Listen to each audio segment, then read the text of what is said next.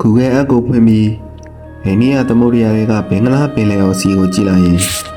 စိတ်ဆိုပြီးတာယာလှပတဲ့ကျွန်းကလေးတစ်ကျွန်းကိုတွေ့ရပါလိမ့်မယ်။အပေါ်ယံကြည့်ရင်တော့အားလည်းရဲ့ဗန်းဖြေဖို့ကောင်းမဲ့နေရာလို့ထင်ရပေမဲ့ဒီကျွန်းဟာကမ္ဘာပေါ်မှာအန္တရာယ်ရှိဆုံးနေရာတစ်ခုပါ။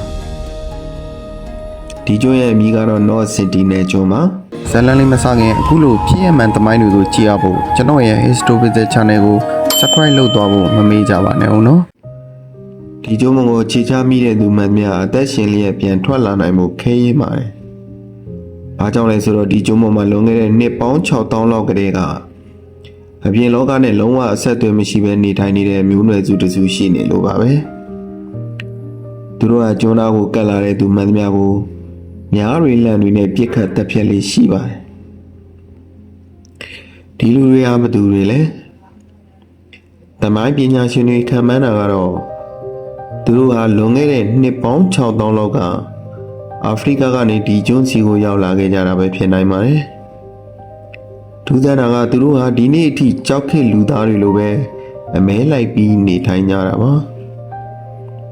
သူတို့မှမီးကိုဘယ်လိုဖန်တီးရမလဲဆိုတာကိုတော့မသိကြဘူးလို့ယူဆရပါတယ်။သူတို့ရဲ့ဘာသာစကားကိုလည်းဘယ်သူမှနားမလဲသလိုသူတို့ရဲ့လူဦးရေဘယ်လောက်ရှိသလဲဆိုတာကိုလည်းဘယ်သူမှအသေးချာမသိပါဘူး။သူတို့ဟာ21ရာစုထဲမှာရောက်နေပေမဲ့ကဘာကြီးရဲ့ပြောင်းလဲမှုတွေကိုလုံးဝစိတ်မဝင်စားတဲ့သူတွေပါ။ဘာကြောင့်သူတို့ကအပြင်လူတွေကိုဒီလောက်တောင်မုန်းတီးနေကြတာလဲ။အဖြေကတော့ဒီသမိုင်းထဲမှာပဲရှိနေနိုင်ပါတယ်။1880ခုနှစ်မှာဗြိတိရှအရာရှိ Morris Bader Bosman ဆိုသူဟာဒီကျွန်းပေါ်ကိုတပ်ဖွဲ့တွေနဲ့တက်ရောက်ခဲ့ပါတယ်။သူတို့ဟာကျွန်းပေါ်ကအသက်ကြီးတဲ့လင်မယား2ယောက်နဲ့ကလေး4ယောက်ကိုအတင်းအကျပ်ဖမ်းဆီးခေါ်ဆောင်သွားခဲ့ပါတယ်။အကျိုးဆက်ကတော့အဲ့ဒီအသက်ကြီးတဲ့သူ2ယောက်ဟာအပြင်လောကကယောဂပူဒဏ်တွေကိုမခံနိုင်ပဲချက်ချင်းသေဆုံးသွားခဲ့ပါတယ်။ကျန်တဲ့ကလေးတွေကိုတော့ကျွန်းပေါ်ပြန်ပို့ပေးခဲ့ပေမဲ့ဒါဟာသူတို့မျိုးနွယ်စုအတွက်ကြီးမားတဲ့ထိုးနှက်ချက်ဖြစ်သွားပါတယ်။ဒါကြောင့်လေသူတို့ဟာအပြင်လူဆိုရင်ရန်သူလို့ပဲသတ်မှတ်လိုက်ကြတာဖြစ်နိုင်ပါတယ်။1982ခုနှစ်မှာထူးဆန်းတဲ့ဖြစ်ရပ်တစ်ခုထပ်ဖြစ်ခဲ့ပါသေးတယ်။ Prime Rose လို့ခေါ်တဲ့သင်္ဘောကြီးဟာဒီကျွန်းသားမှာတောက်တင်သွားခဲ့ပါတယ်။သင်္ဘောသားတွေကကုန်းပေါ်ကနေမြားတွေနဲ့ပြစ်ခတ်နေတဲ့ကျွန်းသားတွေကိုမြင်တဲ့အခါအသက်ဘေးအတွက်အရင်ကြောက်လန့်သွားခဲ့ကြပါတယ်။ကံကောင်းတာကလေရင်တစည်းကသူတို့ကိုလာခဲ့လို့ပါ။အခုထိ Google Earth မှာကြည့်မယ်ဆိုရင်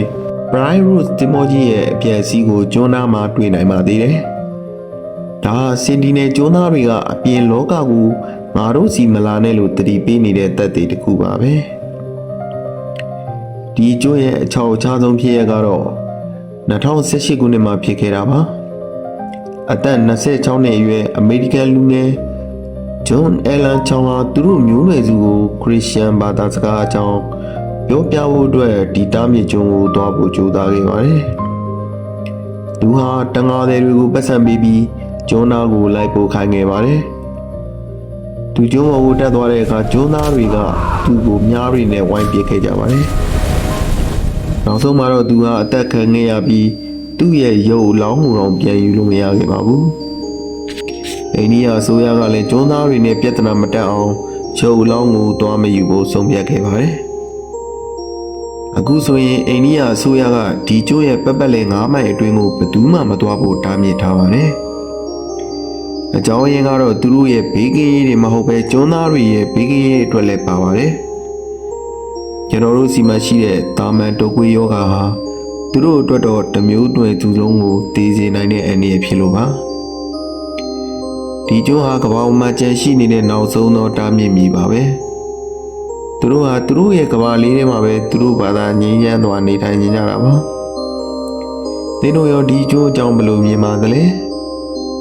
သူတို့ကိုပြင်လောကနဲ့မိတ်ဆက်ပေးတင်လားဒါမှမဟုတ်ဒီအတိုင်းပဲထာဝရလွတ်ထားပေးတင်သလားဆိုတာကိုကုန်းမှန်မှာပြောပြပေးခဲ့ကြပါဦးအခုလိုဖြစ်ရမယ့်သမိုင်းတွေကိုကြည့်ရဖို့အတွက်ကျွန်တော်ရဲ့ History Visit Channel ကို Subscribe လုပ်သွားဖို့မမေ့ပါနဲ့ဦးနော်နောက်ထပ်ဗီဒီယိုမှာပြန်တွေ့ကြမယ်